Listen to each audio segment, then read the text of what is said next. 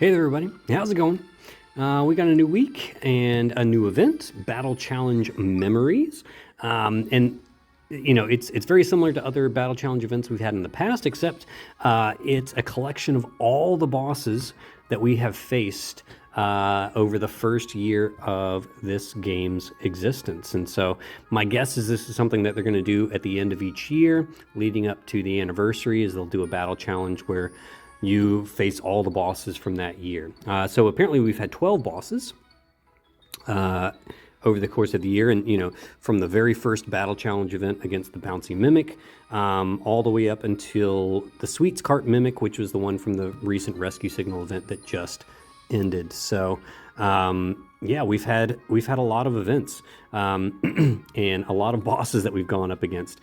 And so I'll talk a little bit more about the Battle Challenge Memories event in just a minute.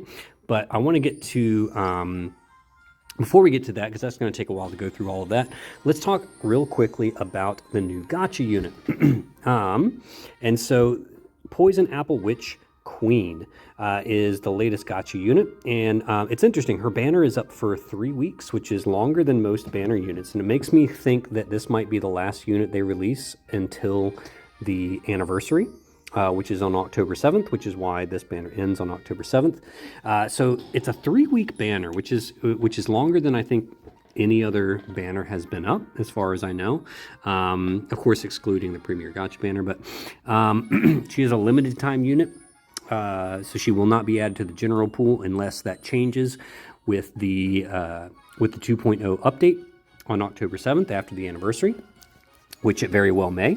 We don't really know what's going to happen. They haven't really given us any clues or hints as to what the 2.0 update is actually going to bring to the game. Hopefully they'll drop some more hints as it gets closer, but for now, we don't really know. But I do think it's interesting that this banner lasts for 3 weeks, which is much longer than most banners do. So it makes me think that this might be the last new unit that we get before the first anniversary. They might do some rerun banners between now and then, but I think this might be the last new and unique unit that we'll see before anniversary.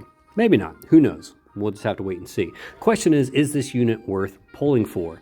In my opinion, she's not a bad unit, but I do not think anyone should be pulling for this unit right now. We know that they're giving us free tickets through login. So you log in and you get you get 2 tickets today, which is why you see I've got 2 pulls there. Those are from the first 2 free tickets that we got in from login bonus. We're gonna get 10 tickets this week from logging in. They since our banners are up for 3 weeks total, they might even give us even more tickets later on, maybe through more logins, or they might add some tickets to the current Battle Challenge event. Currently, there are no banner tickets in the Battle Challenge Memories event. There are Premier Gacha tickets, but no banner tickets for this unit. They might add some next week, because I have a feeling that it's going to be pretty easy to farm the shop completely empty by the end of this week in the Battle Challenge Memories event. I've already almost cleared out the shop, and it's only the first day, so I think they'll probably end up adding some stuff to that shop over the next few weeks, and they might add more tickets. So in my opinion, do not waste any crystals on this unit. There is absolutely no reason to do so yet. But if you did already spend on her, or if you happen to pull her with the free tickets, she's not a bad unit. She's just not like a must-pull unit by any means. She is a basic red striker. I will say that her red striker skill is cheaper than most red striker skills. Most red strikers are 20 SP to cast. Hers is only 15, so that is a bit of a bonus in her favor. But her DPS does suffer a little bit because her EX skill has no damage on it. But her EX skill is very unique in that it does a break, an attack buff, and a 10% SP gen. So she's kind of interesting because she does all of these things sort of kind of decently. Like, she's decent at all of these different little things, but she's not really good at any one thing, if I had to be honest. Her damage is fine, and the fact that you get 10% SP back on her EX skill, which is very, very easy to activate, means that her skill really only costs like 5 SP. You could even theoretically get SP reduction on her, and or get SP gain up on EX activation to increase the amount of SP that she gets to make her skill essentially free. So, you know, she can theoretically deal out some decent damage just by spamming her skill every turn, but she's still not that great as a DPS unit.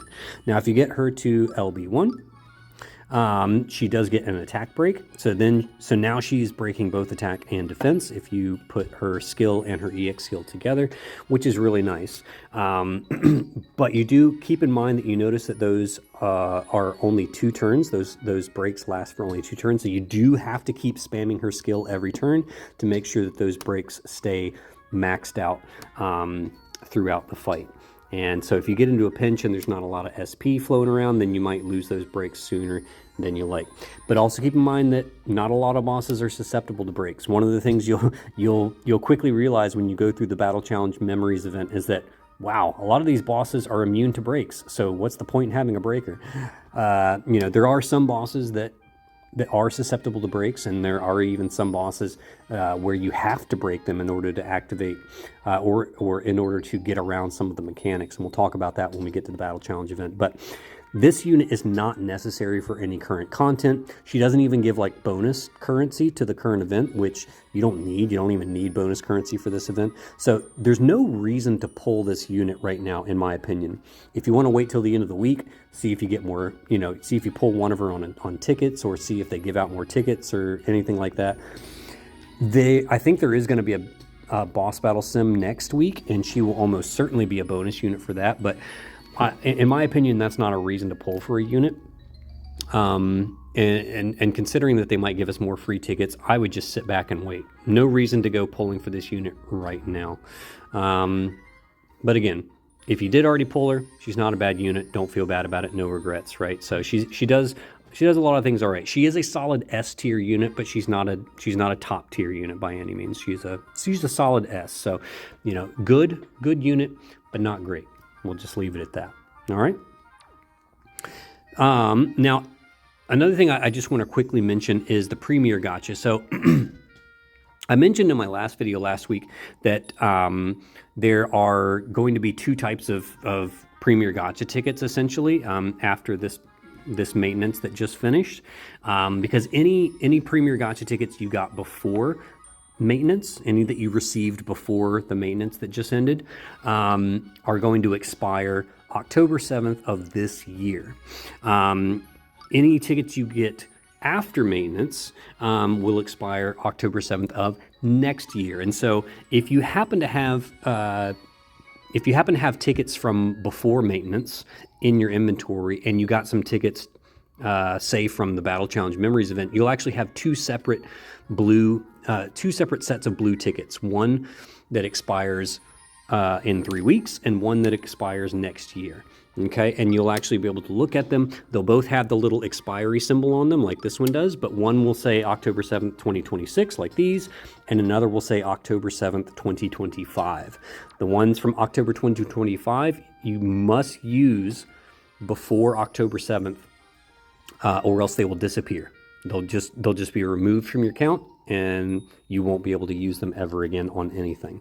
Okay, so make sure you use those. If you have ones like these that say October 7th, 2026, those are fine until next year.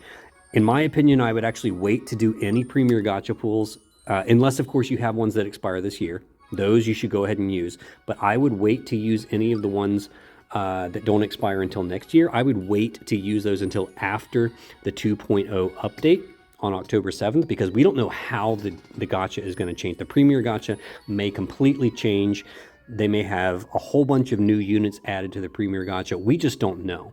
And so I'm not going to use any tickets that I get, any tickets that I gain since the maintenance that just ended. I'm holding on to until after the October 7th update, because this gacha, I thought they were going to have two separate gachas. They may. If you have two separate bunches of tickets, you may actually see two different gachas. I don't know. But this one still has the same old units in it. So I'm not pulling anything until after October 7th now, because any tickets we receive between now and October 7th will be good until the next year. So we don't have to worry about those disappearing. But just check your tickets. Check your tickets. Go in your inventory. Check your tickets. Make sure that they don't expire until 2026. Any that expire in 2025, make sure you use those before October 7th. All right. So just want to put that out there. All right. With all of that out of the way, let's talk about the Battle Challenge Memories event. So, like I mentioned before, we've had, it's a collection of the 12 bosses that we've had from different Battle Challenge events, rescue signal events, and it starts with the Bouncy Mimic and goes up to the Sweets Cart Mimic. And so there are 3 different difficulty versions of each of these 12 bosses. So the first one is like the easiest one, level 14 normal, level 10 normal, right? Whatever was sort of like the easiest version of the boss. So the first 12 should be pretty easy for everyone to beat. The first time you beat them, you get 25 blue crystals, and every time that you beat them, you get 50 Battle Challenge coins, which you can use in the exchange shop. Now, the exchange shop is pretty minimal at the moment. You can see I've already cleared out a lot of these things. The only things I have left to clear out are the picks and the truth orbs. Definitely you should be able to clean out the shop, even if you're not able to farm the highest level. I think you should be able to clear out this shop. I've almost done it on the first day here, but arguably I can farm the highest stage.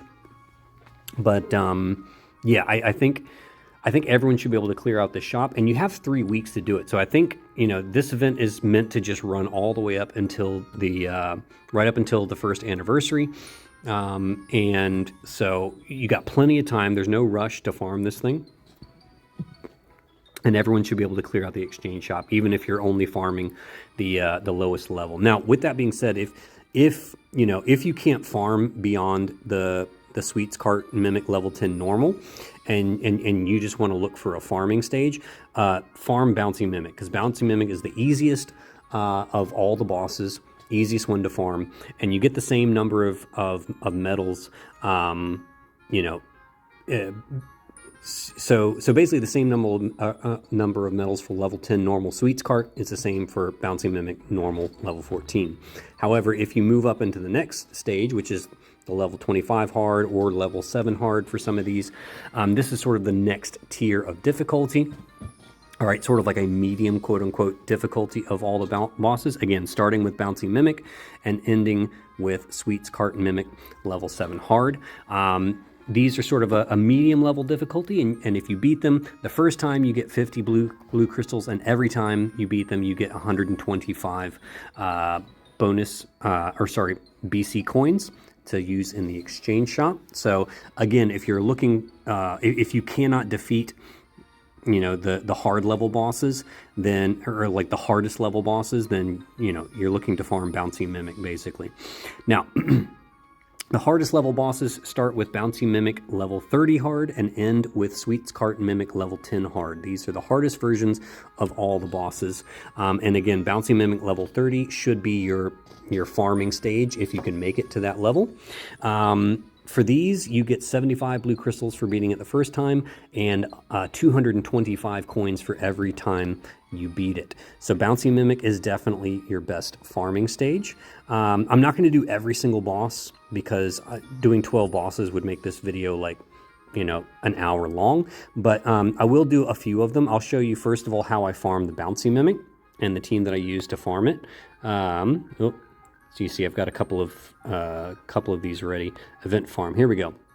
So this is my farming team against the Bouncy Mimic. This team usually is able to defeat the Bouncy Mimic in 1 turn, maybe 2 turns if it just happens to work out that way.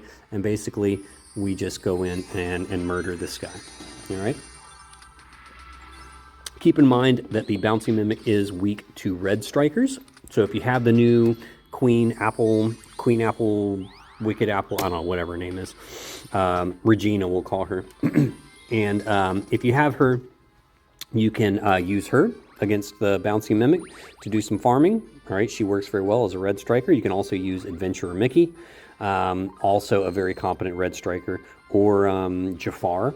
His EX skill has a red striker on it as well. But that's how I'm farming the current event. I will say the gatekeepers on this one are most notably going to be the Magic Pot. Everyone remembers him as Jar Jar, one of the worst bosses ever ever created for this game. And he still sucks. He's still awful. So he's probably going to be a gatekeeper for a lot of, especially a lot of newer players, and potentially can still be a gatekeeper for any player that doesn't have some way to resist paralyze or cleanse paralyze. So yeah, he can be a bit of a problem.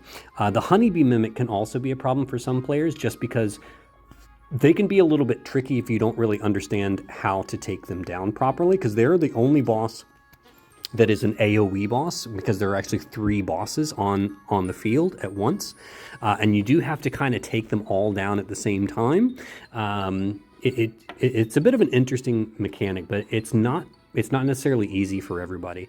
And I have had some people saying they've had trouble with the Sunfish, and I think it's because a lot of people forget that with the Sunfish, you have to break its attack and defense. It's one of those bosses where you actually have to use breaks in order to avoid its regeneration mechanic. And so I'm going to do those 3 bosses. I'm going to do the Sunfish, the Magic Pot, and the Honeybee, because I think as long as you can defeat those 3 and you've kind of gotten past those 3, the rest of them actually aren't all that difficult. I'd say those 3 are probably the ones that are the trickiest for people. The rest of them, they may have some little gimmicks here and there that you gotta, they may throw an ailment at you, and as long as you have some way to resist that ailment or cleanse that ailment, you should be fine. But the Magic Pot is notably bad because he throws every ailment at you all at the same time, and that's why he sucks. So what you're going to know is that we're going to have to we may have to like restart and redo that boss a couple of times before we get a good starting point.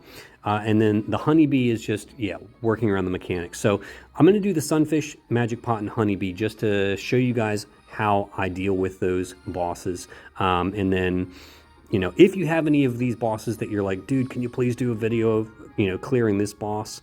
I can do those in subsequent videos later on this week. So just let me know in the comments below. All right.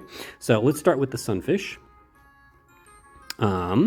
Let's see, I have a Sunfish team. Here we go. So for this one, the most important thing to keep in mind is making sure you have a defense break and an attack break. They don't necessarily have to be 2 different units. If you have, for example, if you have the Poison Apple Witch Queen, all you need is to bring her, as long as she's LB1 or higher, so that you have both the attack and the defense break, and she takes care of that for you. You can bring like Wicked Pete. Wicked Pete can do both an attack and a defense break for you. If you have like an LB1 Eeyore, and I'm talking about like the 2-star base Eeyore, he can also do an attack and a defense break for you. I'm going to bring Judy, because she does a defense break. She's also a white striker, which the Sunfish is weak to white strikers. And then I'm going to bring Carnival Goofy, because his EX skill does a free attack break on it. As long as you have his defense up at level 3 or higher, he will do a level 2 attack break. And so that's why I've got Honey Farm Poo for the defense, and also for the regeneration, because we don't have a healer. And then I've got Genie for our damage reduction and our attack buffs. And then we've got Patisserie Minnie here with SP gain up on her EX skill, so that she generates as much SP as possible. If you don't have Patisserie Minnie, then just bring, what's her name? Like 1-star Marie. She works just fine. Or anybody else that you have that might generate a decent amount of SP for your party. All right, so let's get in here and let's see how we take down the Sunfish. All right, so basically we're just going to be rocking skills. And I can even do her, can't I? Yeah, I think I can do it. I won't do her. I'm going to defend with her just so we get a little bit of extra SP, just to make sure we're off the ground and running. All right, you have to normal attack with Goofy every turn to make sure you do the attack break. All right, but this will ensure that we always have an attack and a defense break. because when you push this guy into confusion mode, if you don't have an attack and defense break on him, he will do an HP regen, and it's a pretty hefty regen. It regens like a significant portion of his HP, so you got to kind of keep that in mind. All right, now we're basically just gonna keep spamming skills every turn, with the exception of Goofy, who's gonna do a normal attack every turn.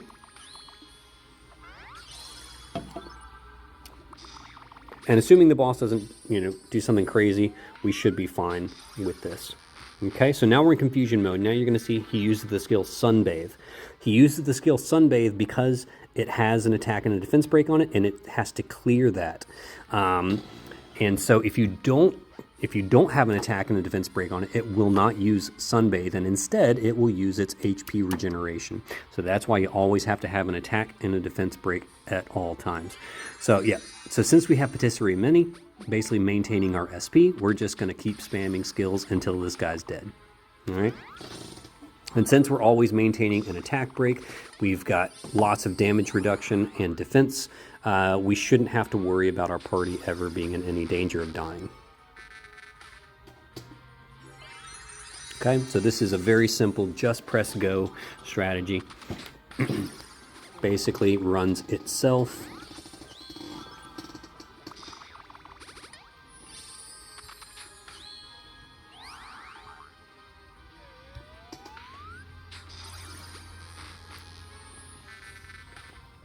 Okay, and here we go. Just press go. Just press go. All right. Probably won't last more than one more turn.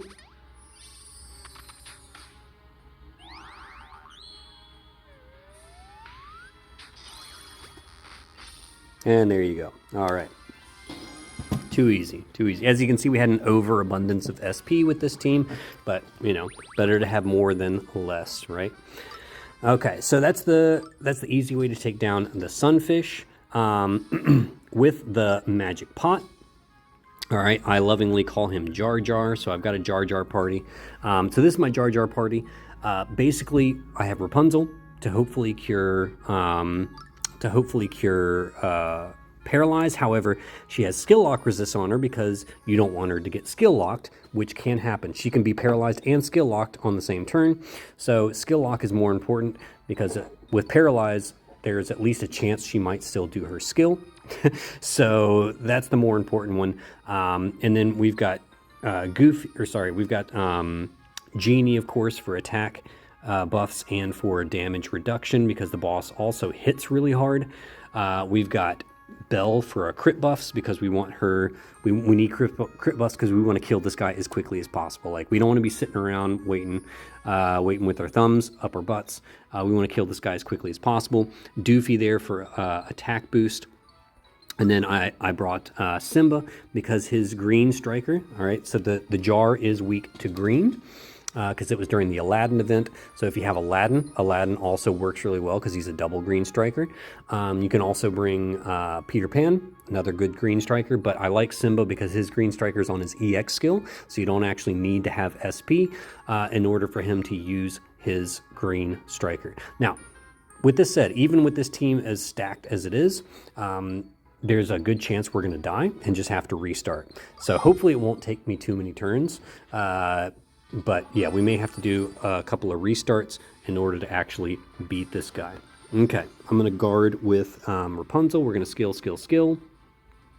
And I might even guard. Yeah, I think I might even guard with Simba. Just to make sure we have plenty of SP to use Rapunzel's skill.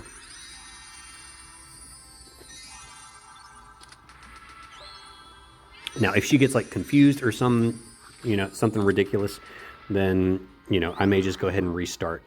Basically you just want to restart until you get the best possible beginning. Yeah, see, she got, wow, she got confused. All right, let's see what happened. She got poisoned, stunned, and paralyzed. At least she didn't get skill lock. Well, she has skill lock resist, I guess. Everybody else is pretty messed up here. I wonder if, yeah, I don't even think, wow, like Belle got skill lock. Oh my gosh. This is such a mess. I freaking hate this boss so much. I really do. I really hate this boss so bad. I might be able to salvage this. I don't know if I can, but I might be able to salvage this. I'm going to try, actually. Let's give it a go. I'm going to give it a try. I'm going to see if I can somehow survive this. All right. Oh, jeez. God, this is such a... This guy. I so hate this guy. I so hate this guy.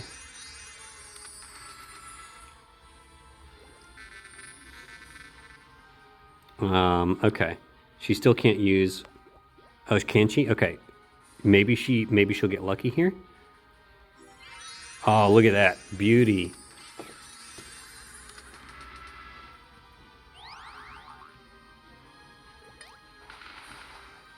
Oh, and we got Prankster Spell again. Jesus. Oh my God, are you kidding me? Are you kidding me? Oh, I hate you, Jar Jar. I hate you so bad. I hate you so bad, Jar Jar. Oh my God. Can I use anybody? Okay. At least I can heal everybody.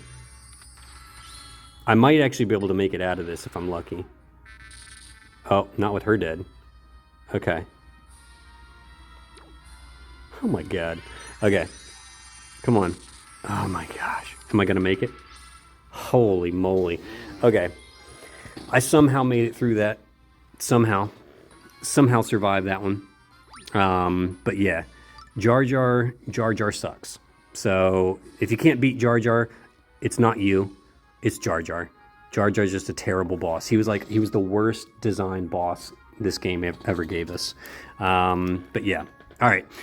I beat him, so let's move on to the bees. So the bees, this is the party that I'm using for the bees. So the bees, some of the most difficult aspects about the bees are that if you kill one bee and leave the other two bees alive, they will go crazy. They'll buff themselves and they'll just start hammering your units, and it really, really hurts. Like, they hit really hard when one of them dies. So the idea is you want to try and kill all of them at the same time if you can, or just, whittle them all down until you can kind of kill them quickly in successive turns. So what I'm going to do here is I'm going to try to do the, kill them all at the same time.